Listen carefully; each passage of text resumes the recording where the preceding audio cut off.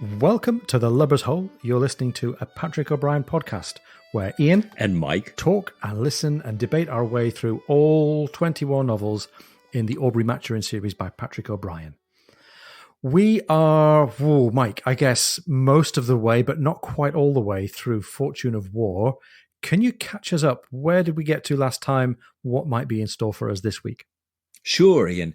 Well, last time, you remember, we're really all on land in Boston as Stephen had a real coup of intelligence, kind of working with Diana and gathering together many of the things from Johnson, but realizing in that process, after overcoming a couple of French agents, that Johnson knows about him and Diana and their pending marriage, or at least their betrothal to one another, and is probably on the way back to kill them. So they're trying to quickly make their way out.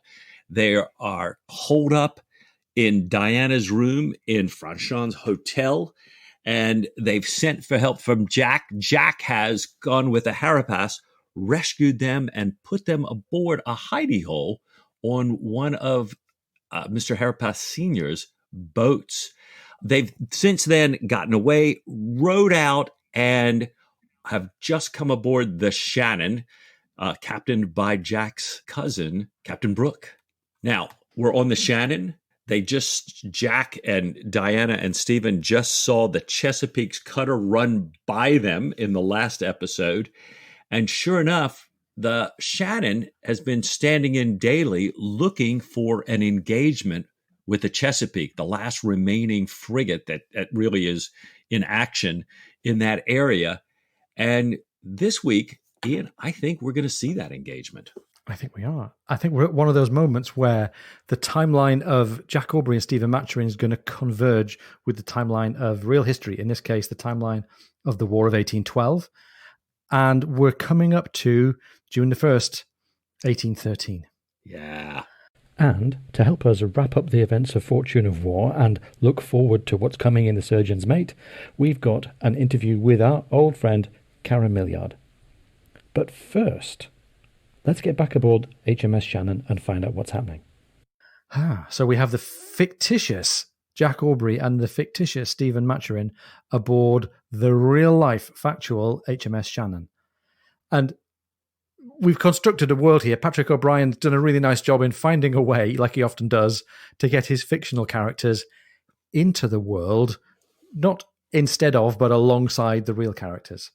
So they've been welcomed aboard. As you said, Jack is the fictional cousin of Philip Brooke, the captain of the Shannon, and straight away they're well provided for. They settle into the Shannon's routine, and they learn that Philip Brooke and the Shannon have been trying repeatedly to tempt, goad, plead with the Chesapeake to come out and meet them in ship-to-ship single combat. And the next day, which is going to be June the 1st, they're going to try for the final time. The water's low. If they run out of water, they need to head back up the coast to Halifax, to friendly Canadian waters.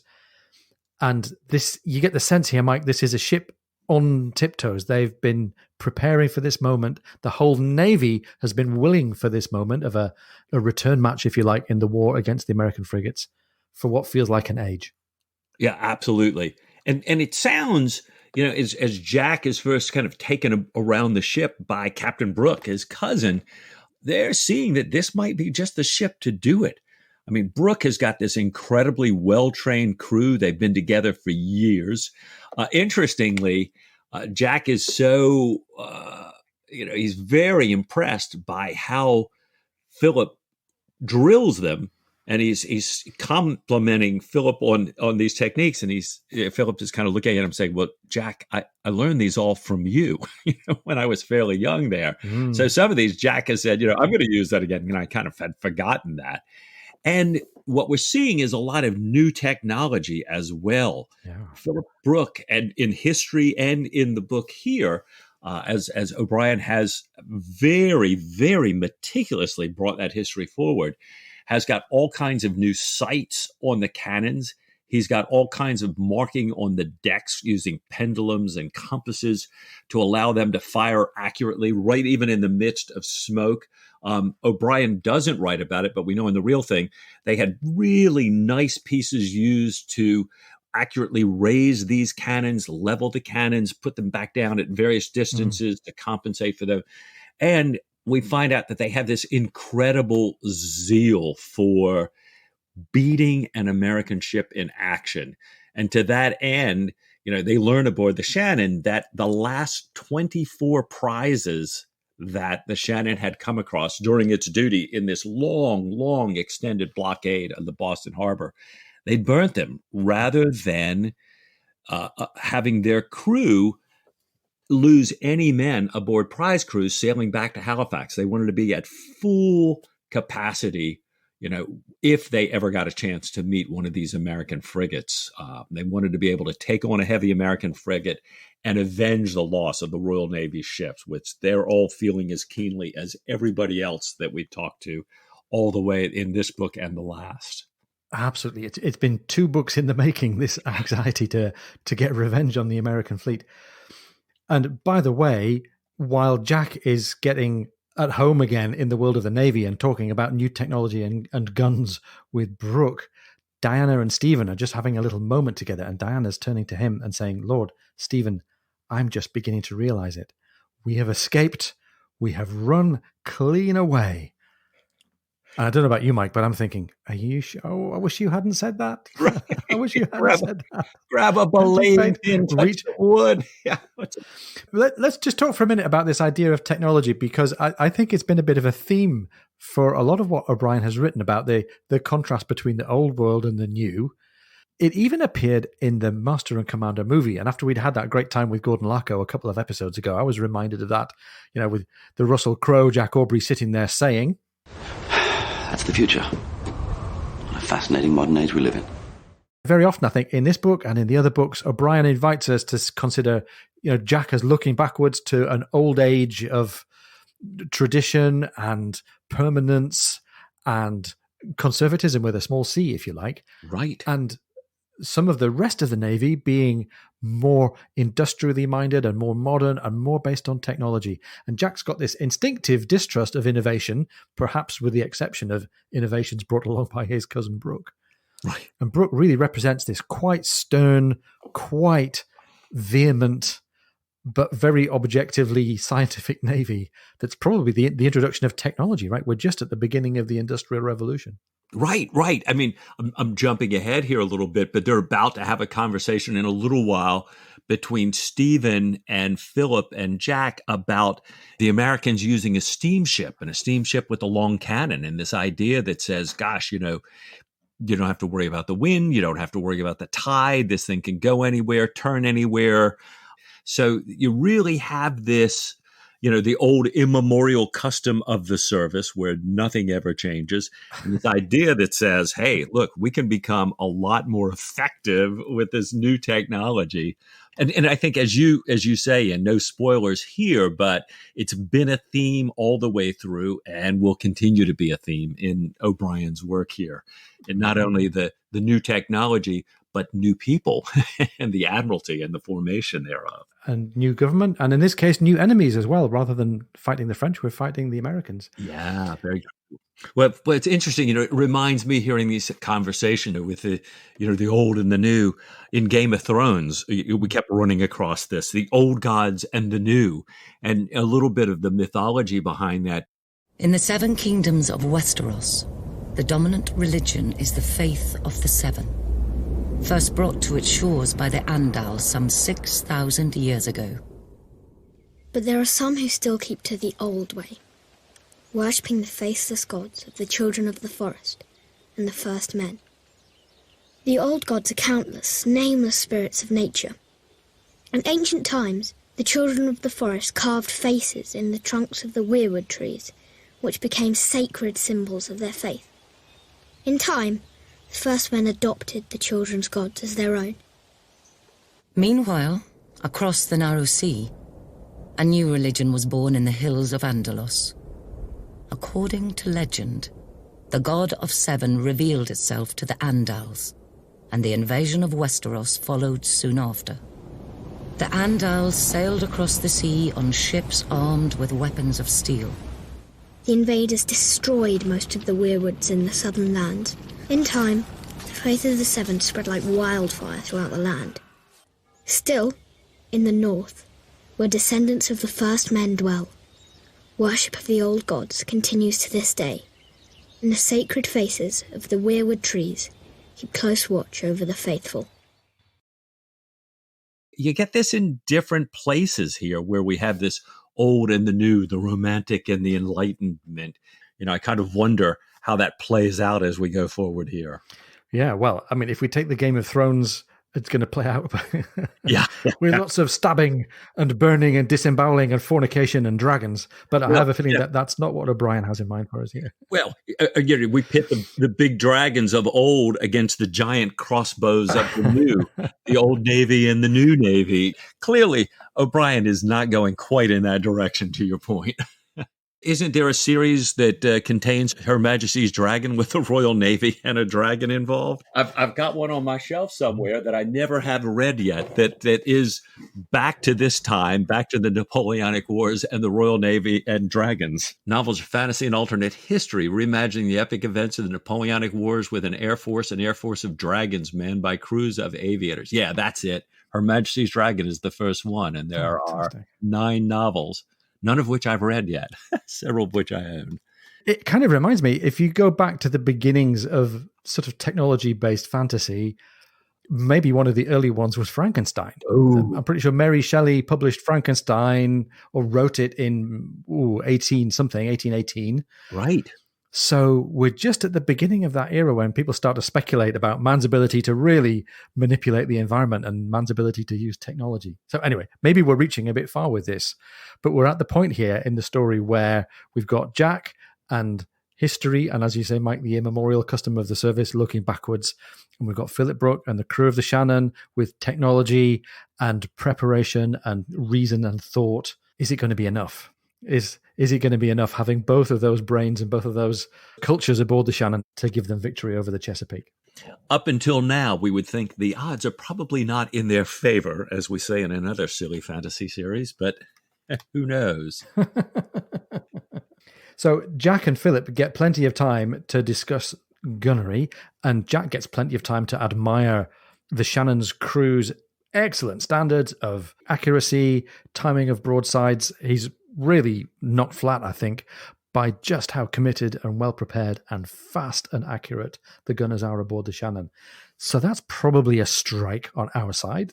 And I think we also hear that Philip Brooke's leadership is a real presence in the ship. Not quite the same filibustering, charismatic style of leadership that Jack Aubrey has, but there's real clear respect, I think, among the crew for Philip Brooke as their leader. He's managed to keep them going through 24 prizes sent away and burned rather than sent ashore. Right. All is not completely well, though. I think there's one cultural token that we should just dwell on for a minute. And Stephen Maturin goes looking for it. He goes looking aboard the ship for a cup of coffee. And I think we've seen this before, that Whiggish modern Royal Navy ships are sometimes lacking in the article of coffee. Oh, that's right. That's a great point. And one other aspect here, this old and the new, Jack wakes up, he's now been on the Shannon, he's resting easy in his newfound freedom, and he's thinking about old Mr. Harapath and how he lost his nerve and what Jack is going to be like when he gets older. And he's also thinking about Philip, to your point about old and new, and he admires Philip for parting ways with Nelson. Nelson, who so much loved prize money. Yeah. Nelson, who would not use fighting men in the tops, but Philip wanted to have fighting men in his tops and even, have new technology, new weapons up there, more rapid fire weapons to fire down amongst the enemy. And Jack thinks back to seeing the Java lose by that go straight at him tactics and thought, maybe Nelson would have fought differently if he'd fought the American seamen who had new frigates, new wood, new technology, new tactics here. So here we are with that old and with that new, but part of that old, as you say, is Stephen saying, God, where can I get an old-fashioned cup of coffee instead of, he thinks, this thin brew that a man might drink himself into a dropsy before the stuff raves his spirits even half a degree, the poor washy draught. O'Brien brings it home by, he also has some Irish laborers that, that they've taken aboard from an American privateer. Oh, this is great. And they do not speak English. And of course, nobody else on the ship can understand their native Gaelic language. And they all cry when the rooster on the ship crows, the cock crows in the morning, they all cry in their native language, "Hail to the Virgin Sun." They're all wondering what in the world's going on. And Stephen translates it for them and tells them that it's something that they say every morning so that they might find grace if they meet a sudden death before the day ends. Ooh, a little bit of foreshadowing here. Yeah, a little worry here. And then, but I love, talk about the immemorial custom of the service and the old and the new. The lieutenant, Brooks' lieutenant, hearing this says, oh my gosh, he's very upset and says to Stephen, you've got to tell them they have to save any Christian practices or precautions for Sunday, because Sunday is when church is rigged. It can't be saying this on other days. Stephen, bless him. I mean, he's got some really telling insights here. The point about the coffee, I think we've got to take that. If the coffee's not up to it, the coffee's not up to it. Making the observation about the Irish crewmen, I think he's observing the different ways in which people are thinking about the action and thinking about the fate that's coming for them. He's got some good insights as well, I think, about Philip Brooke. And since neither Stephen nor Jack have got their instruments with them, we haven't got the music as an emotional outlet. So instead, we've got Stephen's diary. And Stephen's reflecting on Brooks and says, it appears that Brooke lives in an unusual state of tension, as though he had had an unusually heavy private cross to bear, and as though great concern with his guns and his ship helped him to do so. Stephen goes on and thinks, it would be interesting to meet Mrs. Brooke. The cross was there, whatever its nature, and obviously in a proud man, the only sign of it would be habitual reserve and tacit self-control that he had already remarked in Brooke. Ooh. So, apart from the picking up of the religious metaphor and talking about having a cross to bear, right? I think Stephen's, on the one hand, worrying about the personal consequences for Philip Brooke of being such a stoic and so reserved and so self-contained. But I think he also admires it a little bit, because I think Stephen certainly sees himself as more of a stoic than somebody very sanguine like Jack Aubrey. Right. And Mike, I'm starting to feel a bit worried. So there's an action coming, we think. Brooke's training and leadership of the crew is going to be a deciding factor. Brooke, on the other hand, has some tension in his character, as Stephen's observing. We know that Jack admires gunnery. We know that Stephen admires his philosophy. But no one's touching wood. No one's reaching for a marlin spike or a belaying pin. They've got Diana aboard. Somebody's already labelled her as unlucky. I think it was Jack. Right. Oh, Mike, fate being tempted left, right, port and starboard here. Well, you're absolutely right. And it even gets a little bit worse, I think, too, because Stephen asked Captain Brooke if he would marry him and Diana when he's at leisure. And Brooke, who's never done this before, but immediately remembers his own wedding day. And his description here, when you talked about the cross to bear, Brooke remembering his own wedding day, O'Brien writes, the desperate feeling of being caught on a lee shore or in a gale of wind, unable to claw off, tide setting hard against him, anchors coming home. Thinking, whoa, this is his marriage remembrance here, right? But he puts that to one side and says he would be happy to do that, but first he needs to understand how he would do that, right? And he's sort of asking Jack about that, and we get this momentary humor here. There, Jack's telling him, well, the captain of a king's ship can do close on anything for a man except hang him without a court martial. So I'm kind of wondering, well, Brooks probably, the way Brooks thinking about marriage, is this equate with hanging him without it? Or I don't know. Let's say. Yeah, exactly. But we do have this thing, wait a minute, Stephen and Diane are all Brooke has to do is marry them now. Oh, this can't bode well. Something's got to interrupt this here, right? Yes, we're going to have marriage interrupters here, I think. And Brooks got the makings of it ready. So Philip Brooke has read a note to Jack that he's going to send in to Captain Lawrence, asking Lawrence to come out in the Chesapeake and meet him. And Mike, as O'Brien often does, he's really taken chapter and verse from the real historical action that happened between the Shannon and the Chesapeake. Word for word, as far as I can tell. Yes. The note that's read out in the book that Aubrey is invited to comment on and give some edits and some notes on is word for word the note that the real life Philip Brooke wrote. And it sounds sort of vainglorious and a bit like nonsense chivalry to write to another captain and say, please come out offshore and try the fortune of our respective flags. And we've looked, I think, at some of the craving for honor that Jack and lots of the other captains have had all the way back to James Dillon and Lord Clonfert.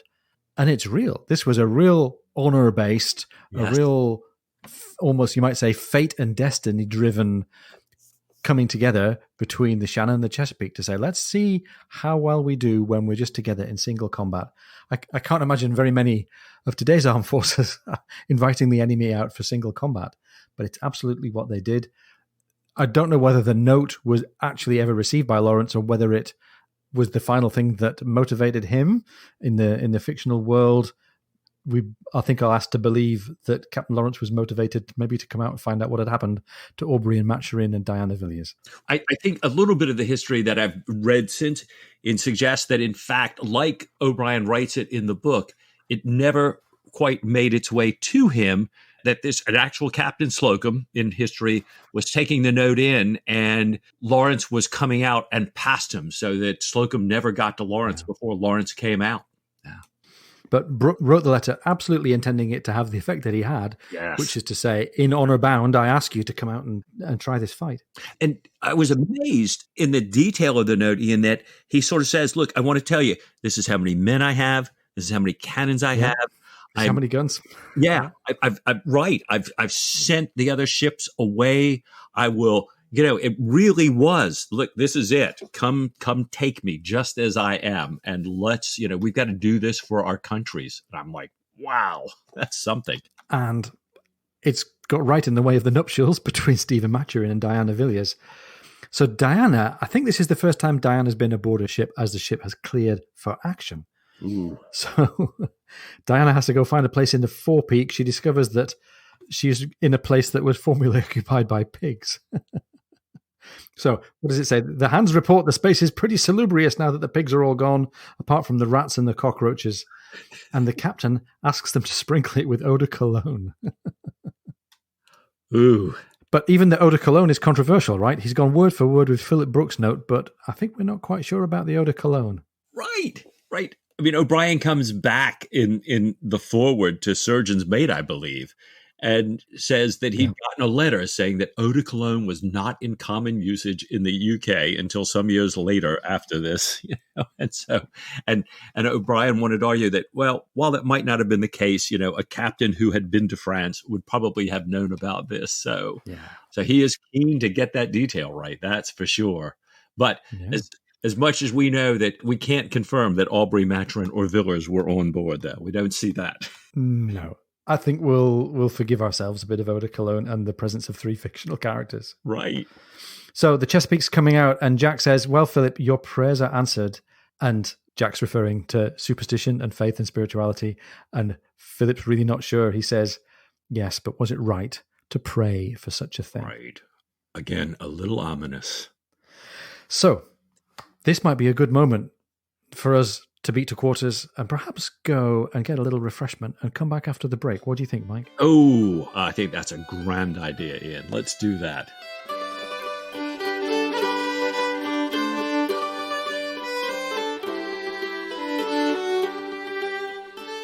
Welcome back. I hope your quarters have been liberally sprinkled with eau de cologne and that you're feeling comfortable so that we can go through the final phases of the final chapter of The Fortune of War. Well, we've got the Chesapeake is coming out.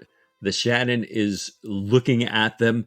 The officers have made out their wills, written their last letters home. They've all exchanged them. Jack has done so with Philip.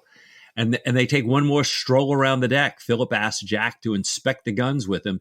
And interestingly asks Jack if Jack has any suggestions. Jack's been watching all their gunnery practice in the past. And we're back to this technology thing again, right? Jack says Philip had changed all of his guns so that they use flintlocks, and 2 of those had failed in the past day's gunnery exercise. And Jack suggests that they use slow match in addition to the flintlocks here.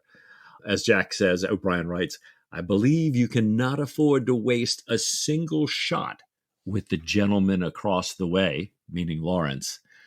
"Besides, it is the old way, and I like the old ways as well as the new." Here we have again that reminiscent Game of Thrones, the old gods and the new. And I love that the gunnery captain approves. The lieutenant adds, "I indeed the fathers that begot us here." So we've got, a little bit of that. Yeah, when we're going into it, let's bring the old and the new together here, right? So we're all getting ready for action. One of the steps that Philip Brooke takes to get ready for action is to go and pay his respects to Diana Villiers. And good news, Diana's not the limp, wet, seasick, prostrated figure that she was when she came aboard. And we hear it firsthand from Philip Brooke. He says, "She's quite the most beautiful woman I'd ever seen. Such grace, such spirit. I do not wonder at your friend's impatience. The kind of woman a man would be glad to fight for." Now, contrast that with Stephen's speculation about what might be going on in Brooke's domestic life, and we can see there's a contrast there. Yeah, and Jack, of course, has to add a horse reference here for me and my horsey things. That Diana has the spirit of a thoroughbred and moves like one too. And I think Diana's also coming into a realization of where she is and what's happening. She mentions to Stephen, she says, "I spoke too soon, perhaps, when I said we had got clean away. I should have touched wood, should have clung to it." And they talk about their chances. And I'm noticing that Diana's got a bit of a foot in the old world of superstition as well. But I think she's very fatalistic. She's going to sit in the forepeak and she's going to take care of any importunity on the part of anybody who comes looking for her. Right. Well, and she, she's telling Stephen that she believes that Johnson is on the Chesapeake, that's why the Chesapeake is coming out. And she asked Stephen, what are the Americans going to do if they take the Shannon and they get captured? And Stephen, God love him, "Oh, they'll hang us. They'll hang us up, my dear," he replies. Yeah. Oh my gosh, there's Stephen, like you said, the stoic, very matter-of-fact thing. But he then pulls out a pocket pistol and shoots an advancing rat. And he gives Diana the set of pistols and suggests that she occupy her time during the battle by shooting the rats that are all over her cabin there where she's been stowed away, right? And it's funny, Mike, we've talked a couple of times earlier in the book about the ground shifting under Stephen's feet and the ground shifting in his perception of and his love for Diana. But we get a little glimpse that maybe it's not all gone. She loves the thought. She reloads the pistol and she says, "Now I need not be afraid." And O'Brien says her eyes were as fierce and proud as the falcon's. And he writes of Stephen, "It was the first time since he reached America that he saw the woman he loved so desperately, and he walked aft with his mind unsettled." Whoa. I'm having just a little bit of a mini heart attack here, right? Oh my gosh, they're going into action. Now he sees the girl he loves again. It's like, oh no. Is this extra fatalistic, it's going to be okay, the tide turning in our direction? Or is this extra jeopardy, we've promised ourselves one piece of good fortune too many? Yeah, is this going to be the last he sees of her? What's going to happen now? So Jack goes to see Stephen, and he's not asking for any fatalistic or spiritual help. He's asking for armor. Right. Well, he's not asking for. He goes to get his arm bound. Yeah. Exactly. He gets his arm bound up over a kidney dish covering his heart. So he's getting himself set to be able to fight the battle with the strength that he's got in his one arm. Right. And I'm wondering, is this Stephen's way of saying, you know what, I'm going to bind your arm, but I'm going to stick this kidney dish underneath of it over top of your heart, trying to protect his dear friend Jack. And the rehabilitation of Diana goes on, because in a moment before an action, Jack asks about Diana and passes on the news that Brooke was concerned about not being able to to do the marriage and hopes that it's going to be tomorrow. So it's at the front of Jack's mind, but also maybe is he tempting fate? Yeah, that's right. We've got a moment coming up now that's familiar to Jack Aubrey, which is the moment of calling the men aft and saying, there she is, a couple of cables lengths away, it's time to go to action.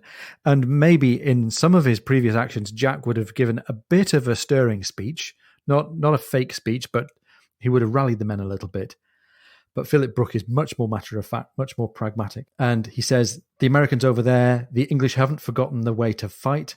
They were going to show them today that they had not. He told them not to cheer. He gave them gunnery instructions instead. He said, don't try and dismast her, but fire directly into the deck. Kill the men, and the ship is yours. This isn't very gallant. No. This isn't very chivalrous.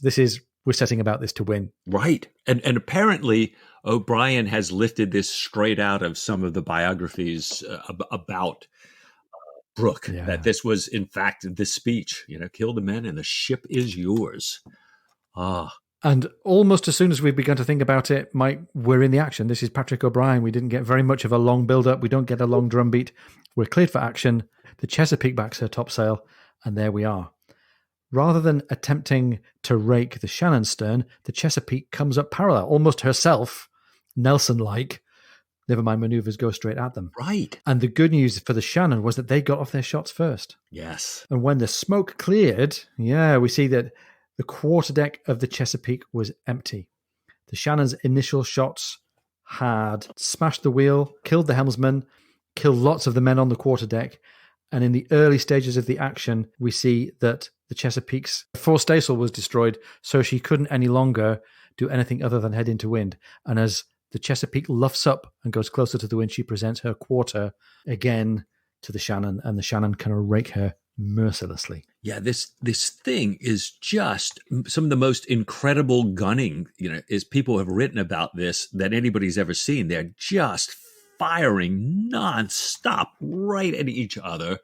And Brooke, with his incredible gunnery, it says that Jack is thinking that he's getting off many more shots than the Chesapeake. But apparently all the accounts of this battle, this thing is they're just pounding each other unbelievably. And these ships get entangled with one another because the one has lost way, they've come up close, and both sides have actually, in the book, Brooke has ordered his boarding crew aboard. In the real action, my understanding is both of them are now trying to board each other. But here, Brooke has taken a boarding crew aboard. Jack has followed them. It appears that that they don't see the Chesapeake's officers anywhere as they're fighting on the decks there. But then the ships, as O'Brien's writing this, are starting to break apart. There are no more boarders coming from the Shannon, and she's got a larger crew, and they're threatening to break out from below. O'Brien writes that Brooke gets badly wounded by these prisoners who had surrendered, dropped their weapons as Brooke and his boarders have moved on, have now picked up their weapons and come up from behind them. And they describe Brooke getting hit here in real life. He's and I think here there's this massive head wound. It's a cutlass cut through to the brain here. In the meantime, there's grape from the Shannon. They're firing on the Chesapeake. They wipe out the Chesapeake's main top, who's been firing down on the Shannon's border, and they get a grating over the main hatchway so that the crew can't come up from below, and the Chesapeake surrenders. And reading a little bit more of the history too, apparently they busted up a couple holes, stuck a couple of cannons filled with grape down into the below, and everybody decided, I think we're done now. So here it is. They've now surrendered this huge ship-to-ship action over in like 10 minutes. Pick it up, Ian, from O'Brien's telling. The English colours went up, and the crew of the Shannon all cheered. Jack got Brooke to look back again. Brooke, presumably on the verge of consciousness, he's had a really severe head wound. And Jack says, Philip, look aft. She's yours. She's yours. I give you joy of your victory. And maybe the moral of the story is in the last sentence of the book. This time, Brooke understood. He looked hard at the white ensign against the pure blue sky, the proof of his victory. He focused his dazed eyes. A sweet smile showed on his bloody face, and he said very quietly, Thank you, Jack.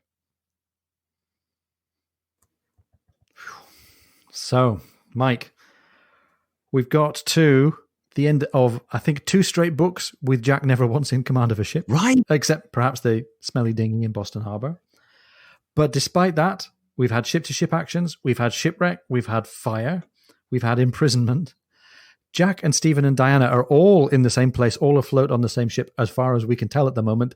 They're all healthy. Diana's in the forepeak shooting rats, and Stephen's below, presumably taking care of some of the grisly butcher's bill from this action. But they're free. They're aboard a British ship that's taken their American arch-rival. They're off the shore of Boston, and Shannon's water was already running pretty low, so I guess where we must be headed to next is Halifax. Yeah, time to put a prize crew aboard the Chesapeake, get these 2 incredibly damaged ships back seaworthy again, and head for Halifax.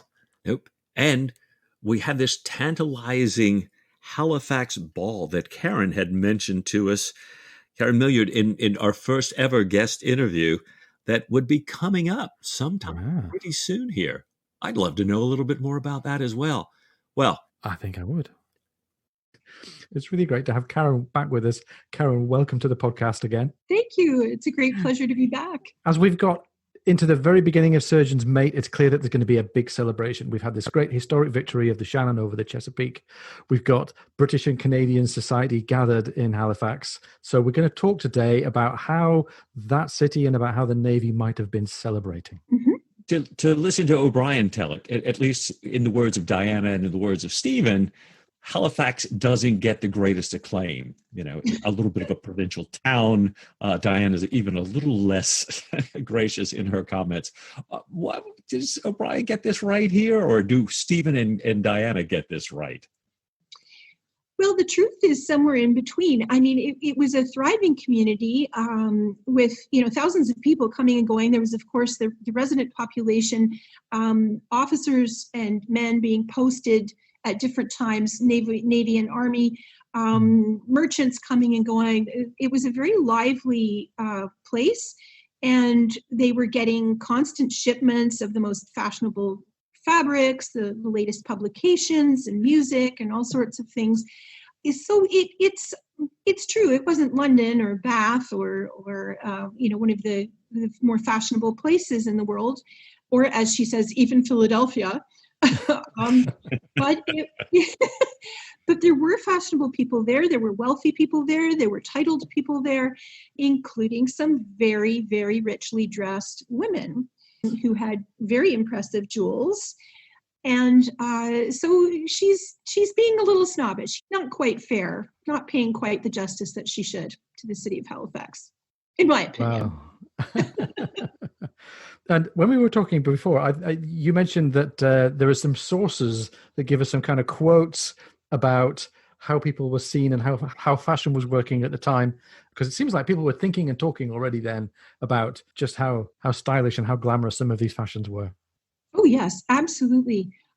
This is from the book Jane Austen's Transatlantic Sister by Sheila Johnson Kindred. It's about the wife of Charles Austen, of course, a naval officer, posted in Halifax for a time. And Lady Wentworth was not only fashionable, she was also accused occasionally of extravagance, but she was a giver and arranger of wonderful entertainments. And there's a description in one case of her outfit. She's described as being, Mrs. Wentworth stood first in fashion and magnificence.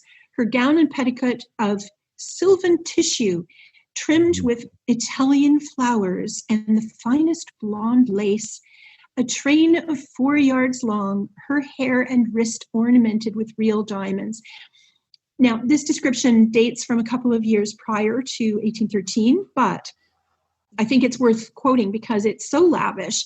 And it's clear that this was just, this was par for the course, that there were people who wanted to have fun. They wanted to show their status, and they wanted to dress beautifully, and they had brought their best jewels with them and so on. And why not? Huh. So even for Diana Villiers, that wouldn't have been an undershoot then. I think the train bit was very impressive. Right. Yeah. Well, trains were out of fashion, I think, by 1813. But yes, even if they weren't, I mean, they used to pin them up for the dancing. So you would have ball gowns with trains. But yes, I mean, let's just say that Mrs. Wentworth, generally speaking, did seem to be considered a little over the top at times. Shall I read that quotation of the poem? Oh, please, yes. A judge of the Halifax Vice Admiralty Court wrote a biting, in quote, I quote, a biting satirical poem titled The Inquisition that speaks to the gaiety, foibles, and moral misadventures of the Halifax upper class. So it's all about the planning of a ball. Cards fly by packs to folk of each degree, request the favor and the RSVP. What turkeys, chickens, pigs, and pigeons fell to grace the banquet, not the muse could tell. The dames arrive in muslins, gauzes, satins, in chariots, coaches, one-horse chaise, and pattens. The gaudy banners flutter to the air. The silver sideboard groans with sumptuous fare. The fiddles crash, the merry tambours beat, in notes responsive to the dancers' feet. So he seems to have a rather critical point of view about, it seems that he's critical of what he regards as the degree of decadence. But it does sound like pretty lavish parties were being given. But with the long winters in Canada, you can hardly blame them for wanting to have fun. No. This brings up not only the poem and the decadence there and hearing about that long train, but also plays a role in O'Brien's description too. Diana is so upset because, she doesn't have the proper gown for this sort of thing.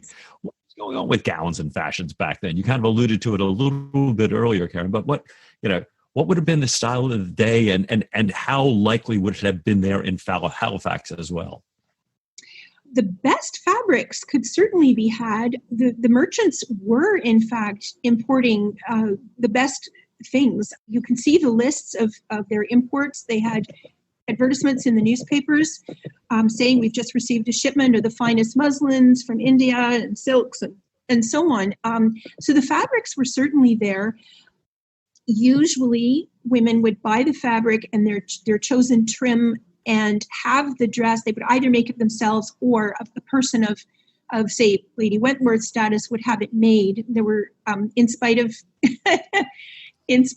Diana's snobbery, there were probably some excellent dressmakers in Halifax, and you could get a really superb gown made in a couple of days. So they really had everything available to them. And if there was something, if they didn't think that they could get such and such, something that they wanted, they could ask a relative or a friend to buy it elsewhere and have it shipped to them. Of course, they could have packages sent. I mean, it took a long time, but generally speaking, they were trying to keep up with the fashions as best they could.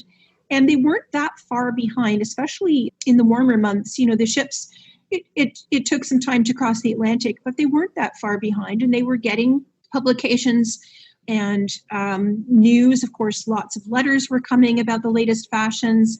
Some of the trim described in the merchants' listings clearly was the fashionable trim of the day. And so there was incentive for everybody, really, to keep up with the Joneses, as it were. Or the Aubreys. Or the Aubreys, or the Wentworths, yeah. Yes. Right. So I'd like to turn to the music for a second, if that's okay, Karen. I have a bit of an ulterior motive here because the theme music for our podcast is a waltz. Now, yes.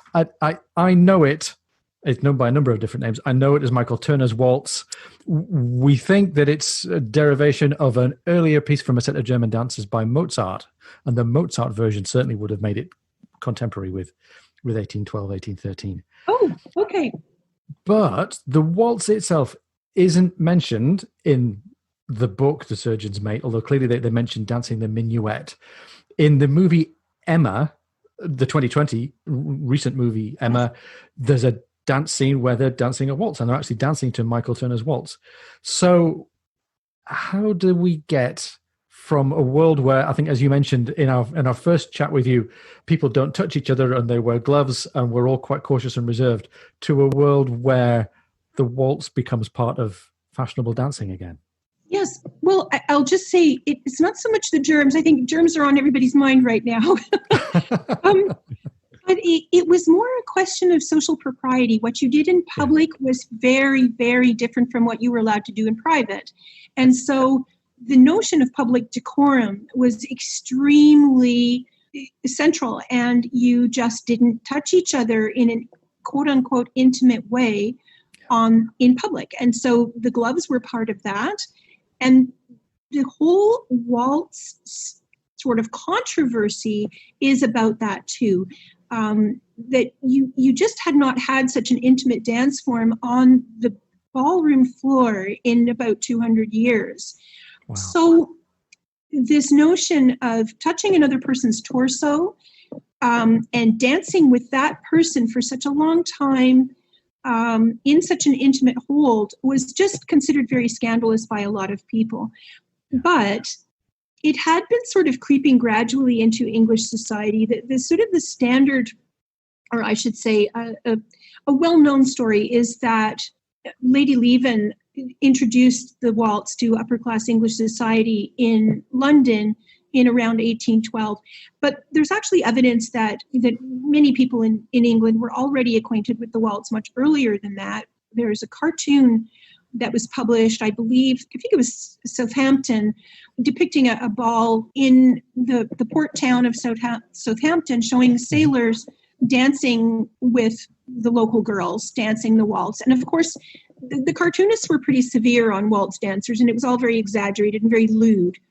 But the fact is that it was being done. The sailors had probably learned it overseas because it came to France via Austria and Germany. Mm-hmm. As it evolved from a folk dance into a couples dance, it became fashionable there because people were a little less uptight. And then it seems pretty clear that naval officers, at least possibly army officers, took it overseas, and the sailors were learning it from other people in foreign countries and bringing it back to England. And so it did spread. It took a few years to become acceptable.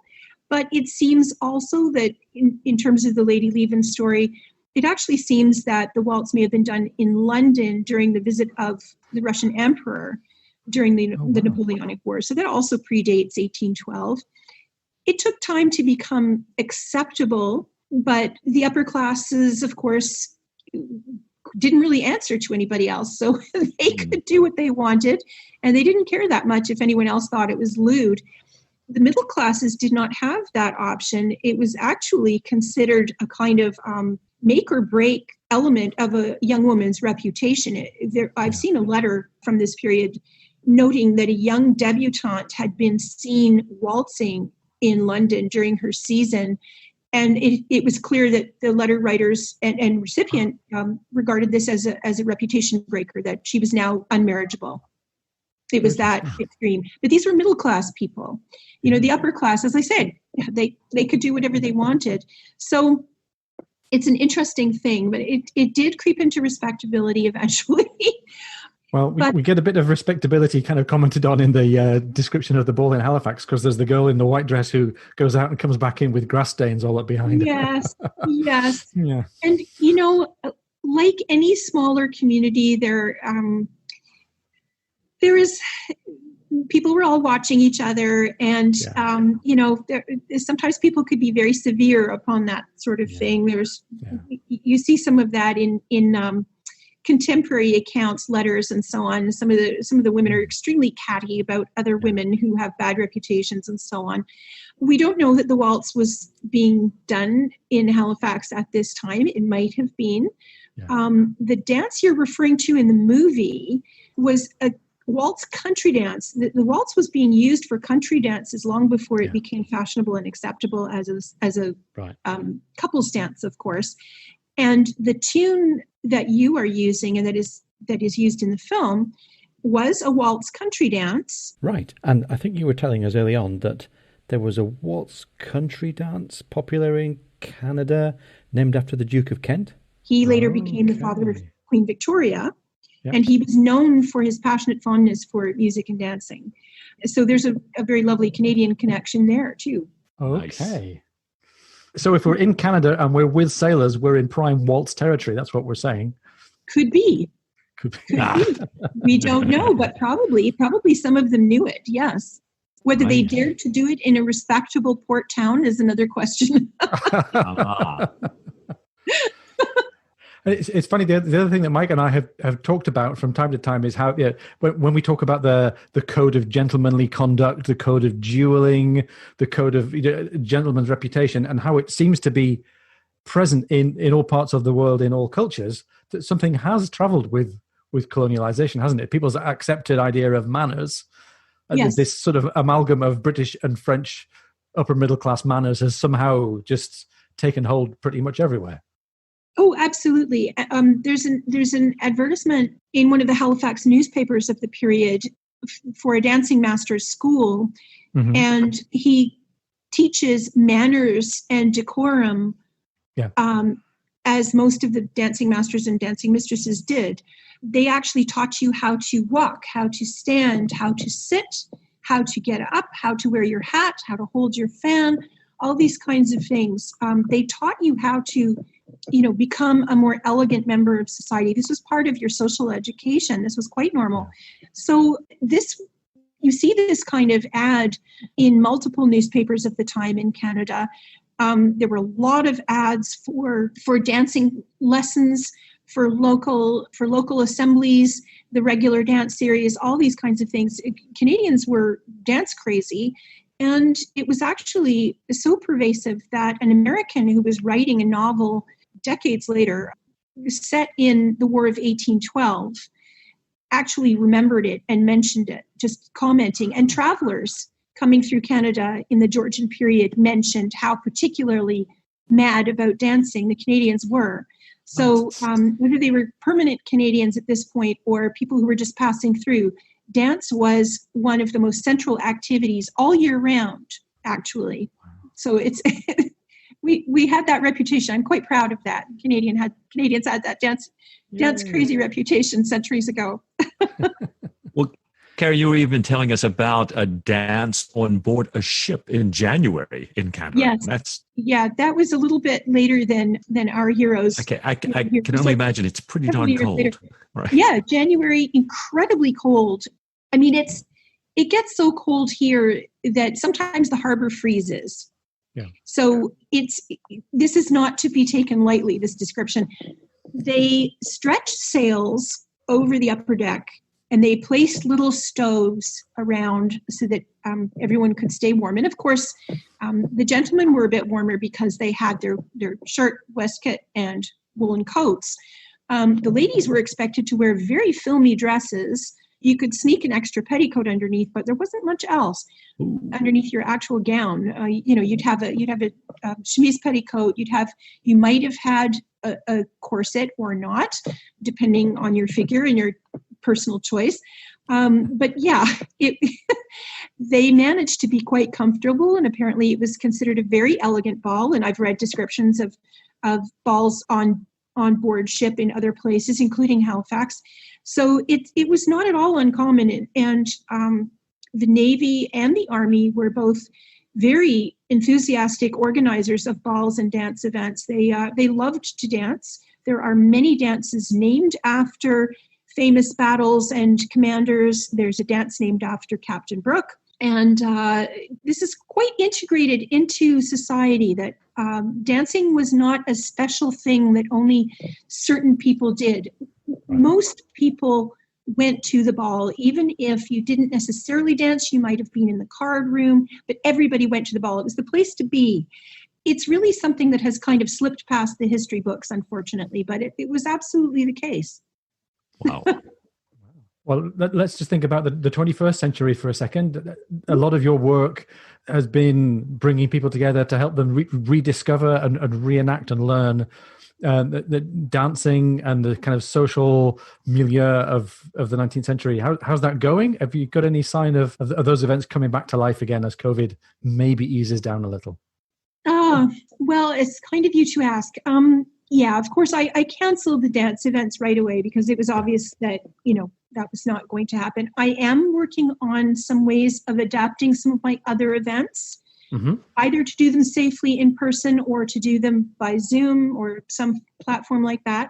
I'm working on a concert and some other types of things. But I think for the most part, we're going to be waiting until there's a vaccine. Yeah. And there's no point in putting people at risk. I know everyone's hungry for these kinds of events. And I've talked to some of my regulars and, we would all love to get back to it, but you can't put people at risk. It just doesn't make any sense. So, maybe my first big occasion will be a masked ball when we get back to it. Yeah, could make a lot of sense. But we'll just have to see. Yeah, we'll keep our fingers crossed. I think, our health authorities here are doing a good job. They're being quite vigilant, and people are, on the whole, being very good about masking and social distancing and things. So we just have to keep the faith that people will continue to be responsible and think in terms of community. And that means, the more of us do that, the more quickly we can actually get back to our normal activities. Yeah.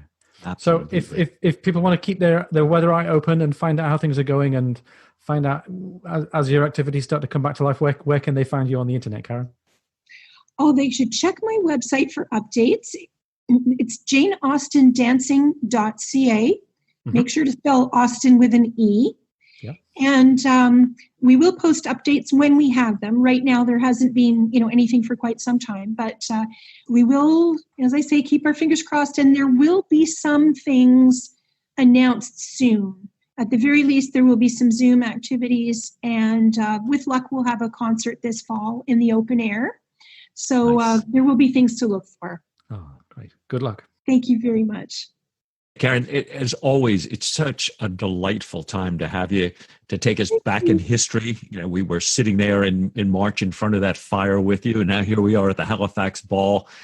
It's your interviews are always much commented on by listeners and other guests as well. Thanks so much for taking the time to be with us again. Thank you so much. Thank you for asking me. It was delightful, and you're doing a wonderful thing, and I know it's raising a lot of people's spirits. So thank you so much for putting all this work into it. Oh, thank you. It's a lot of fun. We're having a great time. Thanks again, Karen. So, Mike, wasn't it great to spend time with Karen? It was. Gosh, our first interview, and then to revisit. She's always just such a delight to have on the show. And it's great to bring it to life as well, isn't it? The social context and how people are behaving socially. We've been in the world, I think, in the second half of Fortune of War of Jack and Stephen and Diana ashore in the world of, polite manners. Yes, that's right. And to see how much this is, again, for somebody who had no access to Google, how rooted in the actual goings-on of the time in such detail this was. Yeah. And we've benefited that. If we look back all the way through Fortune of War, every time we've got closer to the War of 1812, and as we've got through all of the frigate actions, which have got closer and closer to the timelines of our actual heroes, it's been more and more convincingly anchored in what was going on in real life. And we talked about how the letter from Brooke to the captain of the Chesapeake was pretty much word for word what was really written. And it's really nice. If you care about that stuff, it's really nice to see how he wove the fictional and the real timelines together. Yes, love it. And meanwhile, Mike, I think it's also been a book about Stephen and Diana as she's hove back into view, he having pretty much forsworn any hope of having a real relationship with her in a slightly perverse, slightly undercut sort of way, maybe in typical O'Brien style. She's back on the scene, and they're, at least in some way, a couple again. Well, it's pretty amazing. The way this thing ebbs and flows, not to use a nautical, but yeah, and to have this, I really am hooked to find out where this is going to go now. You've been through so many circumnavigations, and for me, it's been enough time that I get to kind of do it new again. So I'm loving it.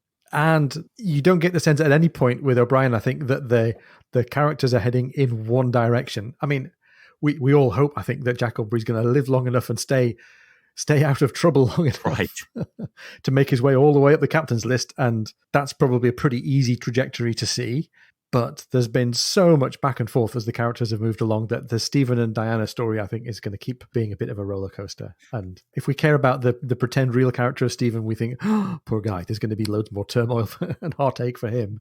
But as a couple, who knows what they might achieve still. No doubt. Well, and I think O'Brien, who does such a phenomenal job of planting all these little foreshadowing things and, just slightly mentioning things that we come back and find later, has talked about marriage so many times in so many different contexts, in so many different ways. I think that really underscores your prediction there. If we know anything, we know, just like we used to say, that when the novel ends all happy, we can expect a turnaround to begin the next one. Well, Mike, I think that leaves us as even more strongly motivated than we ever have been before to reach for the next volume off the shelf. Yes. Yeah. A little bit of The Surgeon's Mate. The Surgeon's Mate. Wonder what he could mean by that. I wonder. Well, I think there's only one way to find out. What do you say, Mike, to a little bit more Patrick O'Brien? With all my heart.